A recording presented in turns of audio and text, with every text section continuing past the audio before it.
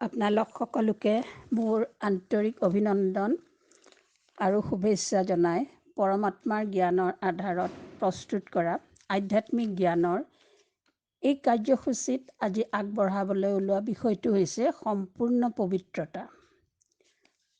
আগৰবাৰ আপোনালোকৰ আগত সংকল্প শক্তিৰ দ্বাৰা আত্মাৰ শক্তি কেনেকৈ বঢ়াব পাৰি তাৰ বিষয়ে কোৱা হ'ল। প্ৰজাপিতা ব্ৰহ্মাকুমাৰী ঈশ্বৰীয় শিক্ষাৰ মূল ভেটিটো প্ৰতিষ্ঠিত হৈছে পবিত্ৰতাৰ ওপৰত। সেইবাবে আজি পৰমাত্মা প্ৰদত্ত জ্ঞানৰ আধাৰত প্ৰকৃত পবিত্ৰতা বা সম্পূৰ্ণ পবিত্ৰতা বুলিলে কি বুজায়, ইয়াৰ পৰিভাষা কি, তাৰ বিষয়ে চমুকৈ অলপ ক'বলৈ ওলাইছোঁ। পবিত্ৰতা ধাৰণ কৰা বুলি ক'লে মানুহে সাধাৰণতে ব্ৰহ্মচৰ্য পালন কৰা আৰু সাত্বিক আহাৰ গ্ৰহণ কৰাকে বুজায়। কিন্তু পৃথিৱীত সাত্বিক আহাৰ গ্ৰহণ কৰা আৰু ব্ৰহ্মচৰ্য পালন কৰা মানুহ বহুত আছে। সেইবাবে এইখিনিতে এটা প্ৰশ্ন উঠে, কেৱল ব্ৰহ্মচৰ্য পালন কৰি সাত্বিক আহাৰ গ্ৰহণ কৰিব পাৰিলেই সম্পূৰ্ণ পবিত্ৰতা ধাৰণ কৰিছে বুলি ক'ব পৰা যাবনে? নহয়, মনৰ পবিত্ৰতা, বচনৰ পবিত্ৰতা, কৰ্মৰ পবিত্ৰতা, বাতাবৰণৰ পবিত্ৰতা, সম্বন্ধৰ আৰু স্বপ্নৰ পবিত্ৰতা, এই সকলোখিনি সম্পূৰ্ণ পবিত্ৰতাৰ ভিতৰত অন্তৰ্ভুক্ত। পৰমাত্মা প্ৰদত্ত জ্ঞানৰ পৰা জানিব পৰা গ'ল যে সাত্বিক আহাৰ আৰু ব্ৰহ্মচৰ্য পালন কৰা বুলিলে কেৱল অন্নৰ আৰু শৰীৰৰ পবিত্ৰতা ৰক্ষা কৰাহে বুজায়, যি সম্পূৰ্ণ পবিত্ৰতাৰ এটা অংশহে মাত্ৰ। সম্পূৰ্ণ পবিত্ৰতা কি নুবুজায়। সম্পূৰ্ণ পবিত্ৰতাৰ পৰিভাষা কিছু জটিল। তন, মন, ধন, সংগৰ আৰু সংগৰ পবিত্ৰতাৰ দ্বাৰাহে সম্পূৰ্ণ পবিত্ৰতাক পাব পাৰি বা সম্পূৰ্ণ পবিত্ৰতা বুলি ক'ব পাৰি। তন অৰ্থাৎ ব্ৰহ্মচৰ্য পালন, মন অৰ্থাৎ সংকল্প, বচন আৰু কৰ্মৰ দ্বাৰা পবিত্ৰতা, সাত্বিক আহাৰ, ধন অৰ্থাৎ বেয়া পথেৰে উপাৰ্জন কৰা ধন হ'ব নালাগিব, আৰু সং হৈছে উত্তম সং বা ভাল সং। পবিত্ৰতা আত্মাৰ আটাইতকৈ ডাঙৰ আৰু মূল্যৱান অলংকাৰ। পবিত্ৰতাৰ পৰাই মানুহৰ সুখ শান্তি উৎপন্ন হয়। পৃথিৱীত মানুহে সুখ শান্তিৰ পিছত দৌৰি থাকে। এনে এজন মানসিক ভাৰসাম্যতা থকা সুস্থ মনৰ ব্যক্তি ওলাবনে, যাক সুখ শান্তি নালাগে? পৰমাত্মাই তেওঁৰ সন্তানসকলক তেওঁৰ মহাবাক্য মুৰলীত কৈছে, পবিত্ৰতা সুখ শান্তিৰ জননী। সেইবাবে স্থায়ী সুখ শান্তি পাবলৈ হ'লে তোমালোকে পবিত্ৰতা ধাৰণ কৰা। দাপৰৰ পৰা যেতিয়া পঞ্চবিকাৰ অৰ্থাৎ কাম, ক্ৰোধ, লোভ, মোহ, অহংকাৰ মানুহৰ মনত উৎপন্ন হ'বলৈ ধৰিলে, মানুহবোৰ বিকাৰী হ'বলৈ আৰম্ভ কৰিলে, তেতিয়াৰ পৰাই বিভিন্নজন ধৰ্ম স্থাপকে বিভিন্নটা ধৰ্ম স্থাপন কৰি পৃথিৱীখনত পবিত্ৰতা ঘূৰাই আনিবলৈ চেষ্টা চলালে। শংকৰাচাৰ্যইতো পবিত্ৰতা স্থাপনৰ বাবেই ঘৰ সংসাৰ ত্যাগ কৰি সন্ন্যাস ধৰ্ম স্থাপন কৰিলে আৰু অনেকক পবিত্ৰতাৰ ৰাস্তাত চলিবলৈ শিকালে। তেওঁলোকে ভাবিছিল যে ধন, জন, পুত্ৰ, পৰিবাৰ সকলো মায়া। গতিকে পবিত্ৰতা ৰক্ষা কৰিবলৈ হ'লে এই সকলোবোৰ ত্যাগ কৰিব লাগিব। কিন্তু পৰমাত্মাই তেওঁৰ মহাবাক্য মুৰলীৰ দ্বাৰা আমাক জানিব দিলে যে টকা, পইচা, ল'ৰা, ছোৱালী, পত্নী, পৰিবাৰ এইবোৰ মায়া নহয়। মায়া হৈছে এইবোৰৰ প্ৰতি থকা মোহ বা আসক্তি অৰ্থাৎ পঞ্চবিকাৰ। সেইবাবে পৰমাত্মাই আমাক নিৰ্দেশ দিলে পবিত্ৰতা ধাৰণ কৰিবলৈ আমি ঘৰ সংসাৰ এৰিব নালাগে, কেৱল এইবোৰৰ প্ৰতি থকা মোৰ ভাৱটো এৰিব লাগিব। ল'ৰা, ছোৱালী, পত্নী, পৰিবাৰ, ঘৰ, টকা, পইচা সকলোবোৰ অন্তৰেৰে ভগৱানৰ বুলি ভাবি নিমিত্ত ভাৱত আমাৰ সাংসাৰিক দায়িত্ববোৰ কৰি যাব লাগিব। গতিকে সম্পূৰ্ণ পবিত্ৰতা ধাৰণ কৰিবলৈ হ'লে আমি পঞ্চবিকাৰ কাম, ক্ৰোধ, লোভ, মোহ, অহংকাৰৰ পৰা সম্পূৰ্ণৰূপে আঁতৰি আহিব লাগিব। সম্পূৰ্ণ পবিত্ৰতাত সকলোকে সমভাৱে চাব পাৰিব লাগিব আৰু সকলোৰে প্ৰতি সমান প্ৰেম ভাৱ ৰাখিব পাৰিব লাগিব। সকলোৰে প্ৰতি সমভাৱ আৰু সকলোৰে প্ৰতি শুভ ভাৱনা আৰু শুভ কামনা থাকিব লাগিব। মনেৰেও কাৰো প্ৰতি অশুভ ভাৱ বা অশুভ চিন্তা ৰাখিব নালাগে। কোনো এজন ব্যক্তিক দেখাৰ লগে লগে মনত তেওঁৰ প্ৰতি শুভ ভাৱনা উৎপন্ন কৰিব লাগে যে ভগৱানে তেওঁৰ মংগল কৰক। ল অৱ নেচাৰৰ মতেও আমি যিমানে অন্যলৈ শুভ ভাৱনা শুভকামনা পঠাম সিমানেই আমাৰ জীৱনত ভাল পজিটিভ কথাবোৰ হ'বলৈ ধৰিব। সম্পূৰ্ণ পবিত্ৰতাত থকাজন কৰ্মবন্ধনৰ পৰা মুক্ত হ'ব পাৰে, অৰ্থাৎ কৰ্ম এটা কৰাৰ পাছত যদি কৰ্মটো ভাল হ'ল নে বেয়া হ'ল, শুদ্ধ হ'ল নে ভুল হ'ল, কোনোবাই যদি মই কৰা কৰ্মটোৰ কোনো প্ৰশংসা কৰা নাই তেন্তে কিয় প্ৰশংসা নকৰিলে, এইবোৰ ভাৱ মনলৈ অহা মানেই কৰ্মটোৰ বন্ধনত থকা। সম্পূৰ্ণ পবিত্ৰতাত থকা ব্যক্তিজনে কৰ্মবন্ধনৰ পৰা ওপৰলৈ উঠি যায়, অৰ্থাৎ কৰ্মবন্ধনৰ পৰা মুক্ত হৈ যায়। কৰ্মটো কৰাৰ পাছত কৰ্মটোৰ ভাল বেয়া কোনো কথাই মনলৈ নহা, কাৰোবাক ক্ষমা কৰিলে ক্ষমা কৰা কথাটো পাহৰি যোৱা মানে কৰ্মবন্ধনৰ পৰা মুক্ত।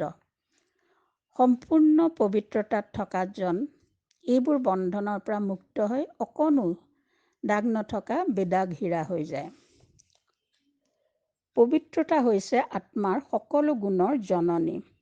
Purity is said to be the mother of all virtues. Purity is real truth. প্ৰকৃত সত্যই হৈছে পবিত্ৰতা। পৃথিৱীত বহুত মানুহ আছে যি নিজকে সত্যবাদী বুলি ভাবে, কিন্তু সত্যতা দুই ধৰণৰ আছে।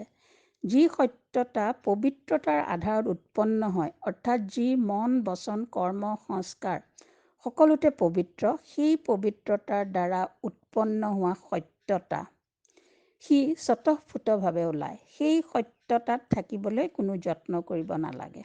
সত্যতা তেওঁৰ সংস্কাৰ হৈ যায়। তেওঁ সত্যতাৰ পৰা আঁতৰি থাকিব নোৱাৰে। তেওঁ কোনো কথাতে কোনো পৰিস্থিতিতে নিজৰ সত্য মতামত বা প্ৰিন্সিপলৰ পৰা আঁতৰি নাহে আৰু আনৰ হেঁচাত তাক সাল সলনি কৰিবলৈও চেষ্টা নকৰে। পৰিস্থিতি লাগিলে তেওঁৰ বিপক্ষে যিমানেই প্ৰতিকূল নহওক কিয়। দ্বিতীয়বিধ সত্যতা ধাৰণ কৰা ব্যক্তিজনে সদায় সঁচা কথা ক'বলৈ চেষ্টা কৰে, যত্ন কৰে, সতৰ্ক হয় যাতে তেওঁ সদায় সঁচা ক'ব পাৰে। কিন্তু সম্পূৰ্ণ পবিত্ৰতাৰ আধাৰত সেই সত্যতাৰ জন্ম হোৱা নাই বাবে প্ৰতিকূল পৰিস্থিতিত নিজক বচাবলৈ তেওঁ কেতিয়াবা মিছাৰ আশ্ৰয় লোৱাও দেখা যায়। Purity is personality. Purity gives a person a divine personality, divinity. সম্পূৰ্ণ পবিত্ৰতাত থকা ব্যক্তিজনৰ ব্যক্তিত্বত দিব্যতা থাকে আৰু সেই ব্যক্তিত্ব অতি আকৰ্ষণীয় হয়। তেওঁৰ কথা কোৱাৰ ধৰণ আৰু চেহেৰাত দিব্যতা ফুটি উঠে। Purity is honesty. এজন মানুহ যিমান পবিত্ৰ হ'ব সিমানেই অনেষ্ট হ'ব, সৎ সাধু হ'ব, ৰিয়েল এণ্ড ৰয়েল হ'ব, সাধাৰণ নহয়। তেওঁৰ সকলোলৈকে সকলোৰে প্ৰতি শুভকামনা আৰু শুভ ভাৱনা, শ্ৰেষ্ঠ ভাৱনা থাকিব। শত্ৰু মিত্ৰ বুলি তেওঁৰ মনত কোনো ভেদাভেদ নাথাকিব।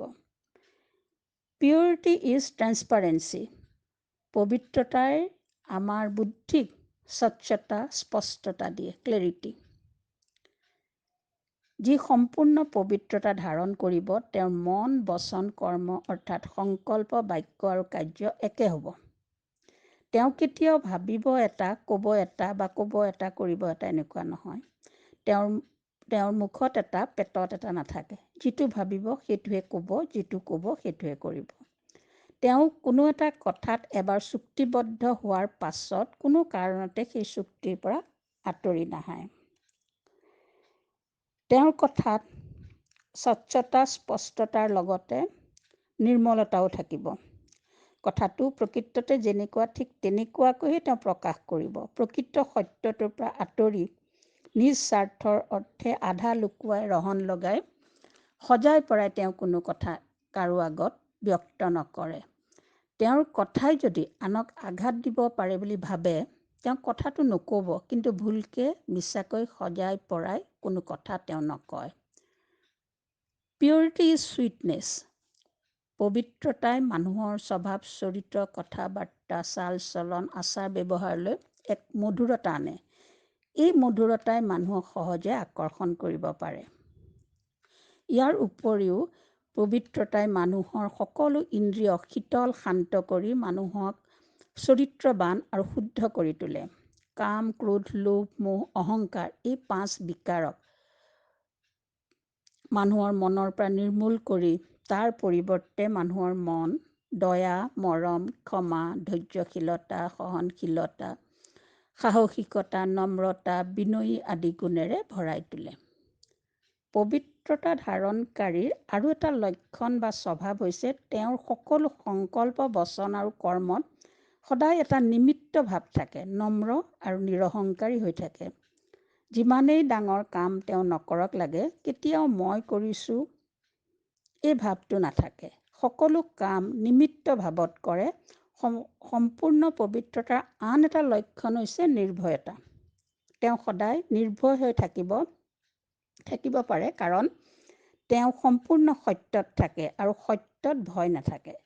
তেওঁ যদি জানেও যে তেওঁৰ সত্য কথাই সমাজত তেওঁৰ বিৰুদ্ধে 10জনক থিয় কৰাই দিব পাৰে, তথাপি তেওঁ সত্য কথাটো ক'বলৈ ভয় নকৰে, কাৰণ পবিত্ৰতাৰ শক্তিয়ে তেওঁক সত্যত তিষ্ঠি থাকিবলৈ সাহস যোগায়।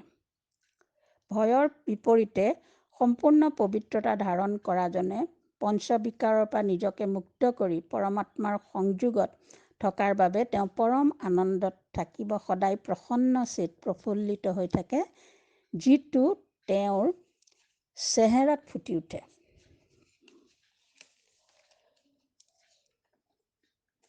Purity is civility, purity is simplicity. পবিত্ৰতা ধাৰণ কৰা ব্যক্তিজন সদায় ভদ্ৰ, মাৰ্জিত আৰু সৰল হয়। তেওঁ কেতিয়াও তেৰা-বেকা কথা নকয়, নাজানে আৰু আনেও তেনে কথা কোৱা ভাল নাপায়। তেওঁৰ ভদ্ৰতা আৰু সৰলতা মানুহক দেখুৱাই কৰা খন্তেকীয়া নহয়, এই গুণবোৰ তেওঁৰ সংস্কাৰত থাকে। পৰমাত্মাৰ পৰা প্ৰাপ্ত হোৱা জ্ঞানৰ পৰা জানিব পৰা গ'ল যে সাত্বিক আহাৰ আৰু ব্ৰহ্মচৰ্য পালনৰ লগতে ওপৰত কোৱা সকলোখিনি কথা আয়ত্ত কৰিব পৰাজনকহে সম্পূৰ্ণ পবিত্ৰতা ধাৰণ কৰিছে বুলি ক'ব পৰা যায়। সম্পূৰ্ণ পবিত্ৰতা ধাৰণ কৰা সিমান সহজ কথা নহয়, কিন্তু ইয়াক প্ৰাপ্ত কৰিবলৈ কৰা পুৰুষাৰ্থৰ যাত্ৰাটোৱে মানুহৰ স্বভাৱ চৰিত্ৰৰ বহুতখিনি শুধৰণি কৰে। এতিয়া আমি আহোঁ মানুহে কেনেকৈ পবিত্ৰতা ধাৰণ কৰিব পাৰে আৰু তাৰ বিধিটো কি। আমি জানো যে ত্ৰেতাৰ দেৱতাসকল পবিত্ৰ আছিল, দ্বাপৰ আৰু কলিযুগৰ মানুহ অপবিত্ৰ। ইয়াৰ ভিতৰত সত্যত সম্পূৰ্ণ পবিত্ৰ আৰু কলিত সম্পূৰ্ণ অপবিত্ৰ। কিয়, কেনেকৈ এই পবিত্ৰতা আৰু অপবিত্ৰতা আহে? আত্মাৰ ভিতৰলৈ পবিত্ৰতা বা অপবিত্ৰতা কেনেকৈ আহে? বুদ্ধিৰ দ্বাৰা আহে। আত্মাৰ 3টা ভাগ আছে, মন, বুদ্ধি আৰু সংস্কাৰ। আপোনালোকে এই চিত্ৰখনলৈ চাওকচোন। এইখন আত্মা আৰু শৰীৰৰ এখন নক্সামূলক চিত্ৰ। ইয়াৰ একেবাৰে বাহিৰৰ স্তৰটোৱে শৰীৰত থকা পঞ্চ ইন্দ্ৰিয়, চকু, কাণ, নাক, মুখ আৰু চালক আৰু 8টা তন্ত্ৰ, respiratory, cardiovascular, nervous, digestive, excretory, endocrine, reproductive, musculoskeleton, এই 8টা তন্ত্ৰক বুজাইছে, শৰীৰটোক বুজাইছে। বাহিৰৰ স্তৰটোৱে শৰীৰটোৰ ভিতৰত আত্মাক দেখুৱাইছে। আত্মাৰ বাহিৰৰ ভাগটোৱে মনক আৰু ভিতৰৰ ভাগটোৱে বুদ্ধিক বুজাইছে। মন আৰু বুদ্ধিৰ দুয়োটাৰে 4টাকৈ স্তৰ আছে। বাহিৰৰ পৰা ভিতৰলৈ মনৰ স্তৰকেইটা হৈছে thought, emotion, attitude and memory. চমুকৈ ইয়াক টিম বুলি কোৱা হয়, TEAM, অৰ্থাৎ thought, emotion, attitude and memory. মনৰ ভিতৰৰ ফালে থাকে বুদ্ধি। বুদ্ধি আত্মাৰ প্ৰথম শক্তি। বুদ্ধিৰ 4টা স্তৰৰ বাহিৰৰ পৰা ভিতৰলৈ ক্ৰমে যিটো মনৰ মেমৰি স্তৰটোৰ পাছতে থাকে সেইটো হৈছে ছাবকনচিয়াছ মাইণ্ড, অৱচেতন মন। এইটো বুদ্ধিতে থাকে। ইয়াত মানুহৰ সংস্কাৰ জমা হৈ থাকে। ইয়াৰ পাছৰ লেয়াৰটো হৈছে যথাৰ্থ বুদ্ধি বা বুদ্ধি প্ৰপাৰ, নিৰ্ণয় কৰা শক্তি। ইয়াৰ পাছৰ স্তৰটো হৈছে বিবেক, উইজডম, চিনাক্তকৰণ শক্তি। ই কোনটো শুদ্ধ কোনটো ভুল চিনাক্ত কৰিব পাৰে। ইয়াৰ ভিতৰৰ ফালে অৰ্থাৎ আত্মাৰ একেবাৰে কেন্দ্ৰত থাকে চেতনা বা কনচিয়াছনেছ। ইয়াক আত্মাৰ হৃদয় বুলিও কয়, ইনাৰ ভইচ বুলিও কয় আৰু ইয়াক অন্তৰাত্মা বুলিও কয়। সত্য যুগত দেৱতাসকল কেনেকৈ ইমান পবিত্ৰ হ'ব পাৰিছিল বা কেনেকৈ ইমান পবিত্ৰ আছিল? কেনেকৈ? ইয়াৰ বিধিটো হৈছে আত্মা পবিত্ৰ হ'বলৈ হ'লে বুদ্ধি পবিত্ৰ হ'ব লাগিব। বুদ্ধি পবিত্ৰ হ'বলৈ হ'লে প্ৰথমে চেতনা বা কনচিয়াছনেছত জ্ঞান থাকিব লাগিব। কি জ্ঞান? আধ্যাত্মিক জ্ঞান। আত্মা, পৰমাত্মা আৰু সৃষ্টি নাটৰ জ্ঞান। এই জ্ঞান ব্ৰহ্মাকুমাৰী অনুষ্ঠানৰ ৰাজযোগ মেডিটেশ্যনৰ দ্বাৰা প্ৰদান কৰা হয়। এই জ্ঞান ইয়াত এই চেনেলটোতে 7 days course of Rajyoga meditation নামৰ কাৰ্যসূচীটোত যিটো কৰা হৈছিলে সেই কাৰ্যসূচীত দিয়া হৈছে। আত্মা কি, পৰমাত্মা কি, পৰমাত্মাৰ লগত আত্মাৰ কানেকশ্যন আৰু সৃষ্টি নাটৰ আদি মধ্যৰ অন্তৰ্জ্ঞান। মই শৰীৰ নহয়, এক জ্যোতিবিন্দু আত্মা। মোৰ চাৰিওফালে যিমানবোৰ দেহধাৰী মানৱ আছে সকলো প্ৰকৃততে আত্মা। আমি সকলো আত্মা পৰমাত্মাৰ সন্তান, সকলো আত্মা ভাই ভাই। সৃষ্টি নাটখন 100% একুৰেট, সঠিক। আমাৰ কৰ্মফল অনুসৰি আমাৰ জীৱনৰ ঘটনাবোৰ ঘটে। কৰ্মফল আৰু সংস্কাৰ অনুযায়ী সৃষ্টি নাটখনত লিখি থোৱা মতেহে মানুহে নিজৰ নিজৰ অভিনয়বোৰ কৰি যায়। সেইবাবে আমি কাকো কোনো কথাত বেয়া পাবলগীয়া নাই। পৰমাত্মাই সংগম যুগত বৰ্তমান সময়ত প্ৰদান কৰা এই জ্ঞানৰ সংস্কাৰখিনি সত্য যুগৰ আত্মাত থাকে। ফলত সত্য ত্ৰেতাৰ দেৱতাসকলে নিজকে ভালদৰে আত্মা বুলি বুজে, অৰ্থাৎ সম্পূৰ্ণৰূপে আত্মা অভিমানী হয়। এই আত্মা অভিমানীৰ জ্ঞানে আত্মালৈ পবিত্ৰতা আনে। পবিত্ৰতাই জন্ম দিয়ে সুখ আৰু শান্তিক। শান্তিয়ে জন্ম দিয়ে আত্মিক প্ৰেমক আৰু প্ৰেমে আনে আনন্দক। এই আনন্দই সত্যযোগী আত্মাবোৰৰ বিবেকক আনন্দিত কৰে আৰু বিবেকৰ চিনাক্তকৰণ শক্তি বাঢ়ে আৰু যথাৰ্থ বুদ্ধিক আনন্দিত কৰাৰ ফলত বুদ্ধিৰ নিৰ্ণয় শক্তি বাঢ়ে। ফলত সত্যযোগী আত্মাবোৰৰ বিবেক, বুদ্ধি, চেতনা বা কনচিয়াছনেছ সকলো পবিত্ৰ হয়। চেতনা সুখ, শান্তি, প্ৰেম, পবিত্ৰতা, জ্ঞান, আনন্দ আৰু শক্তিৰে ভৰপূৰ হৈ পৰে আৰু এইবোৰ বুদ্ধিৰ পৰা ছাবকনচিয়াছ মাইণ্ড আৰু মনৰ মেমৰি লেয়াৰটোলৈ গৈ ষ্ট'ৰ হয়গৈ। এইদৰে সত্যযোগী আত্মাবোৰ সম্পূৰ্ণৰূপে পবিত্ৰ হৈ যায়। পবিত্ৰ বিবেকে সঠিক চিনাক্ত কৰে আৰু শ্ৰেষ্ঠ পবিত্ৰ বুদ্ধিৰ দ্বাৰা সদায় শ্ৰেষ্ঠ পবিত্ৰ কৰ্মহে হয়। এই হৈছে সত্যযোগী আত্মাৰ পবিত্ৰতা ধাৰণৰ কাৰণ আৰু বিধি। এতিয়া দাপৰ কলিত মানুহবোৰ কেনেকৈ অপবিত্ৰ হয়, অৰ্থাৎ এই সময়ছোৱাত অপবিত্ৰতা কেনেকৈ আহে? প্ৰথম কথা হ'ল দাপৰত মানুহৰ সংস্কাৰত সত্যযোগী দেৱতাসকলৰ সংস্কাৰত থকাৰ দৰে আত্মা, পৰমাত্মা আৰু সৃষ্টি নাটখনৰ আদি মধ্যৰ জ্ঞানখিনিৰ সংস্কাৰ নাথাকে। ফলত আত্মালৈ পবিত্ৰতা নাহে। এই জ্ঞানখিনিৰ সংস্কাৰ নথকাৰ বাবে বিবেক পবিত্ৰ নহয়, বিবেক কনফিউজড হৈ যায়। চিনাক্তকৰণ শক্তি কমি যায়। কোনটো শুদ্ধ কোনটো ভুল ধৰিব নোৱাৰে। ভুলকে শুদ্ধ বুলি ভাবে। বুদ্ধি অপবিত্ৰ হৈ যায় আৰু বুদ্ধি অপবিত্ৰ হোৱাৰ বাবে বুদ্ধি ভ্ৰষ্ট হয়, কৰ্ম নষ্ট হয়। আৰু মানুহে নিজকে নিজৰ প্ৰকৃত পৰিচয় পাহৰি আত্মা বুলি নাভাবি শৰীৰ বুলি ভাবিবলৈ ধৰে, অৰ্থাৎ আত্মা অভিমানৰ পৰা দেহ অভিমানলৈ গুচি আহে। এই দেহ অভিমানে পঞ্চবিকাৰ কাম, ক্ৰোধ, লোভ, মোহ, অহংকাৰ এটা এটাকৈ আত্মালৈ লৈ আনে। কলিৰ শেষত যেতিয়া ভগৱান পৰমাত্মা এই ধৰালৈ, এই পৃথিৱীলৈ আহিল, তেতিয়া সকলো মানৱ আত্মাৰ কনচিয়াছনেছ বা চেতনাক ইতিমধ্যে পঞ্চবিকাৰ কাম, ক্ৰোধ, লোভ, মোহ, অহংকাৰে অকুপাই কৰি লৈছে আৰু আত্মাত বহি আছে। আত্মা সম্পূৰ্ণৰূপে অপবিত্ৰ হৈ গৈছে। এইদৰে সত্যযুগী আত্মালৈ পবিত্ৰতা আহিল আৰু দাপৰ কলিযুগী আত্মালৈ অপবিত্ৰতা আহিল। পৰমাত্মা আহি সেয়েহে বিকাৰী মানুহবোৰক পুনৰ পবিত্ৰ কৰিবলৈ শিক্ষা দিলে, গীতা জ্ঞান দিলে। দেহ আৰু দেহৰ সকলো সম্বন্ধ সম্পৰ্ক পদাৰ্থক পাহৰি নিজক আত্মা বুলি ভাবি পৰমাত্মাক স্মৰণ কৰা, তেতিয়া তোমালোক পুনৰ পবিত্ৰ হ'ব পাৰিবা আৰু পৰমাত্মাই আমাক ৰাজযোগৰ অভ্যাস কৰালেহি। এতিয়া আমি আহোঁ সম্পূৰ্ণ পবিত্ৰতাৰ বল, ফল আৰু শক্তিৰ বিষয়টোলৈ। সম্পূৰ্ণ পবিত্ৰতাৰ প্ৰধান ফলটো হৈছে অতীন্দ্ৰিয় সুখ আনন্দ। যি সুখ আনন্দ কোনো ইন্দ্ৰিয় সুখ মানে চকু, মুখ, কাণ, নাক আৰু স্পৰ্শৰ দ্বাৰা নোহোৱাকৈ লাভ কৰিব পাৰে। ছুপাৰ চেনচুৱাছ জয় অনুভৱ কৰিব পাৰে। সম্পূৰ্ণ পবিত্ৰতাৰ বল হৈছে সম্পূৰ্ণ পবিত্ৰতা ধাৰণকাৰী মহাপুৰুষ বা সিদ্ধ পুৰুষজনৰ প্ৰতিটো সংকল্পই সিদ্ধ হৈ যায়, সফল হৈ যায়।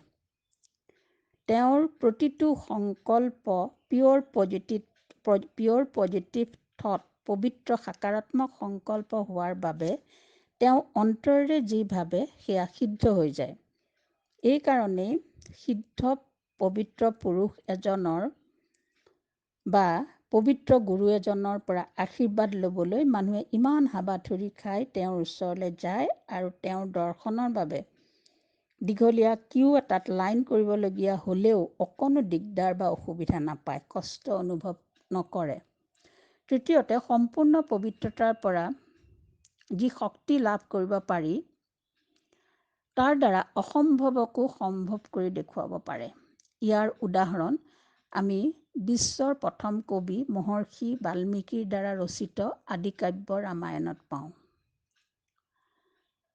ৰামচন্দ্ৰই ৰাৱণক বধ কৰি সীতাক উদ্ধাৰ কৰি অনাৰ পাছত ইমান দিন পৰপুৰুষৰ কবলত থকাৰ বাবে সীতাই অগ্নি পৰীক্ষা দিবলগীয়া হৈছিল। অগ্নি পৰীক্ষা দিবলৈ সীতাই দপদপকৈ জ্বলি থকা জুইৰ মাজেৰে যাবলগীয়া হৈছিল। কিন্তু সীতা আছিল সম্পূৰ্ণ পবিত্ৰ। সীতাৰ পবিত্ৰতাৰ শক্তিৰ কাৰণে জুইৰ শিখাই সীতাক স্পৰ্শ কৰিব নোৱাৰিলে। অগ্নিৰ মাজৰ পৰা সীতা সুশৰীৰে আকৌ ওলাই আহিল। এইটো যদিও এটা আখ্যান, তথাপি এই ঘটনাটোৰ দ্বাৰা পবিত্ৰতাৰ শক্তি কিমান মহান শক্তি তাক দেখুওৱা হৈছে। পবিত্ৰতাৰ শক্তিৰ দ্বাৰাই ধৰ্মস্থাপকসকলে দাপৰৰ পৰা বিভিন্ন ধৰ্মবোৰ স্থাপন কৰিবলৈ সক্ষম হৈছিলে। সন্ন্যাস ধৰ্মৰ পবিত্ৰতাৰ শক্তিৰ প্ৰভাৱত ভাৰতবৰ্ষ তথা পৃথিৱী একেবাৰে পতিত হোৱাৰ পৰা ৰক্ষা পৰে। পবিত্ৰতাৰ শক্তিৰ আধাৰতে সত্যযুগৰ দেৱী দেৱতাসকল দৈত্য মুকুটধাৰী আছিল। তেওঁলোকৰ দুটা মুকুট আছিল, এটা পবিত্ৰতাৰ মুকুট যিটো পোহৰৰ দ্বাৰা দেখুৱায়, আনটো হৈছে ৰত্নজড়িত মুকুট।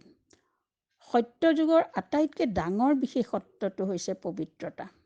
পবিত্ৰতা কম হ'লেই আত্মা অধীন হৈ যায়, পৰাধীন হৈ যায়। অধীনতা অপবিত্ৰতাৰ লক্ষণ। সেইবাবে দাপৰত পবিত্ৰতাৰ শক্তি কমি যোৱাৰ বাবে মানুহ পঞ্চবিকাৰৰ অধীন হৈ অপবিত্ৰ হৈ গ'ল। আৰু